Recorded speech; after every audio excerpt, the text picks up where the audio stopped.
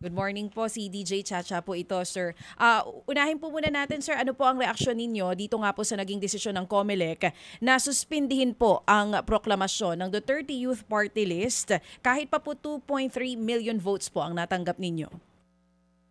Yes, thank you po for this opportunity, ma'am. Mamaya pong 11 a.m. pupunta kami sa Korte Suprema kasi irereklamo namin ng COMELEC. Bakit? Talagang mayroong grave abuse of discretion na ginawa ang COMELEC. Bakit po natin sinasabi yon?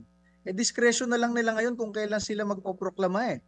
Nasa saligang batas at sa ating mga batas, kapag ikaw ibinoto ng taong bayan, duly elected, lalo na kami, 2 milyon ang boto namin, tapos na-canvas ng COMELEC, trabaho nila kung ilan ng magiging seat namin sa Kongreso, sila mag-identify, wala na silang ibang gagawin kung hindi iproklama ang ipinanalo ng taong bayan. Pero sa nangyari po kahapon, alam nyo, 4 na oras bago yung mismong proklamasyon, nakasuot na kami ng mga barong, saka lang kami sasabihan through email na hindi kami kasali sa proklamasyon dahil daw meron kaming issue noong 2019 pa. So, it is a very grave abuse of discretion para sa COMELEC na sila yung nagde-decide kung kailan ka ipoproklama. Wala namang mabanggit ko sa inyo kung ano yung mga kasong yun. Talagang kahit ordinaryong Pilipino na hindi abogado, talagang matatawa kayo doon sa mga kaso na yun noong 2019. Sige po, banggitin ko lang po yung sinabi ninyo. Kahapon po, nakasuot na po ng barong ang mga kasama pong nominado dito sa Duterte Youth Party List. Pero kahapon lang din po nasabihan na hindi po kayo kasama sa proklamasyon. Yes po, hindi kami sinabihan. Oo. Actually, lahat kasi ng mga kasama namin kongresista, incumbent kasi kami sa Kongreso, pinadalhan na pa isa-isa ng imbitasyon. So kahapon, nagtanong kami kung nasan yung imbitasyon sa amin kasi panalo kami.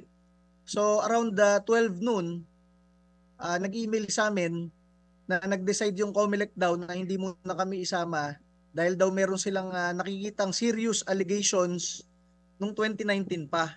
Ang masabi ko nga, kung ganun kaseryoso yung mga kaso na yon, bakit kalating dekada na hindi nyo pa dinesisyonan? Di ba? Alam nyo, gusto nyo makwento ko sa inyo kung ano yung kaso? Sige po. Sige lang, sir. Yung Kabataan Party List, noong 2019, kinasuhan ako ng vote buying. Bakit? Kasi daw sa isang speech ko, sabi ko daw, kapag kami ay nanalo, lahat ng aming pondo sa Duterte Youth Party List ay ibibigay namin sa taong bayan. Wala kami kukurakutin kahit piso. Yun yung speech ko. Kinasuhan ako ng vote buying sa COMELEC, gawa lang nun. Sabi ko nga, sa dami-dami ng gobernador, kongresista at mayor na tunay na bumibili ng boto, kami pa na hindi naglabas ng piso para sa botante, kami pa yung kinasuhan ng vote buying. Isang kaso yun, ha? Pangalawang kaso ng Kabataan Party List sa amin noong 2019, dahil daw doon sa speech ko, nasabi ko, kapag kami nanalo sa Kongreso, dedebatihin namin kayo hanggang maubos kayo sa Kongreso. Siyempre, ang ibig ko sabihin, dahil mahilig ako makipagdebate, yung parang ginawa namin ni Kaloy Zarate ng Bayan Muna. Debate lang kami ng debate hanggang matalo sila sa Kongreso. Alam niyo yung kaso ng Kabataan Party List sa akin? Nakalagay doon, hanggang maubos sa Kongreso, ibig daw sabihin, I am promoting mass murder in the Philippines, tantamount to, promoting violence. Yun yung kaso sa amin noong 2019. So, hindi ko alam kung bakit hindi pa dinismiss ng COMELEC yun. Dahil kahit hindi ka abogado, matatawa ka doon sa mga kaso. Pero, ang magtataka ka, noong 2022, nag-join naman kami sa eleksyon, nanalo kami, hindi nila binanggit yung 2019 na kaso na yan kasi nga walang kwenta eh. Ngayon kung kailan kami nag-top sa eleksyon, nakakuha ng napakalaking boto mula sa mga Pilipino, tsaka nila sasabihin, hindi, sobrang seryoso ng kaso nyo noong 2019, hindi muna kayo ipoproclaim today. Kaya ire-raise namin sa Korte Suprema mamaya, abuso yung ginawa ng COMELEC na yon. Discretion na lang nila kung kailan sila magpo-proclaim.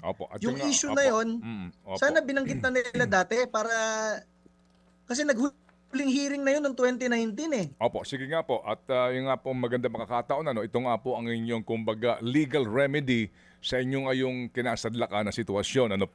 Sir Ronald, no? Naunawaan natin yan at napakaganda nga rin po niyan para nga kung sakasakali no, agad umaksyon ang kataas-taasang hukuman dito po sa inyong petisyon na ito. Ang inyong sasabihin po sa inyong petisyon ay grave abuse of discretion at agad utusan ng hukuman ang COMELEC na kayo po iproklama. Di po ba ano? Yun po ang magiging prayer ninyo, right?